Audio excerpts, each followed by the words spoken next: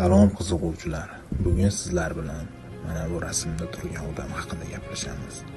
U tarixdagi eng sirli jinoyatchi. Uning ismi Ted Bundy.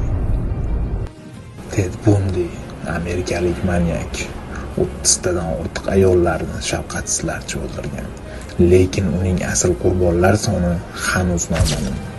Ted Bundy insoniyat tarixidagi eng qo'rqinchli manyaklardan biri. Unga qaragan odamlar do'stona, aqlli, yoqimli inson deb hisoblagan, ammo dahshatli sirni yashirgan edi. Bugun biz uning hayoti va jinoyatlari qanday qilib tarixdagi eng mashhur qotilliklardan biriga aylanganini o'rganamiz. Robert Bundy 1946-yilda tug'ilgan. U juda odobli va aqlli, tirishqoq bola edi. Lekin bolaligidan o'zini boshqalardan farqli his qilgan. Uning onasi unga otasi kimligini hech qachon aytmagan va bu Tedning hayotini ilk bosqichlaridanoq psixologik muammolarga duch kelishiga sabab bo'lgan. 1974-yilda Seattle shahrida bir qator yosh qizlarni sirli ravishda g'oyib bo'la boshlaydi. Ularning aksariyati kollej talabalari edi. Ted o'zini odobli va madaniyatli inson sifatida ko'rsatib, qizlarni o'z mashinasiga o'tkazardi. U nogiron yoki politsiya xodimi sifatida ko'rinish berib, qurbonlarni aldab ketgan. Uning uslubi juda mukammal edi. Dastlab u qurbonlarga hech qanday shubha uyg'otmasdi, lekin mashinasiga o'tkazgach ularni shafqatsizlarcha o'ldiradi. 1975-yilda Ted Bundy qamoqqa olinadi. Lekin bu hibsda uzoq qolmadi. 2 marta qamoqdan qochishga muvaffaq bo'ldi. Ted sudni majlisida o'zini himoya qilayotgan paytda sud zalidan qochishga muvaffaq bo'ladi. Ikkinchi qochish esa undan-da sirliroq.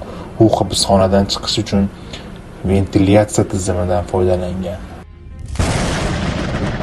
1978-yilda u Florida shtatida yana bir jinoyat sodir etadi.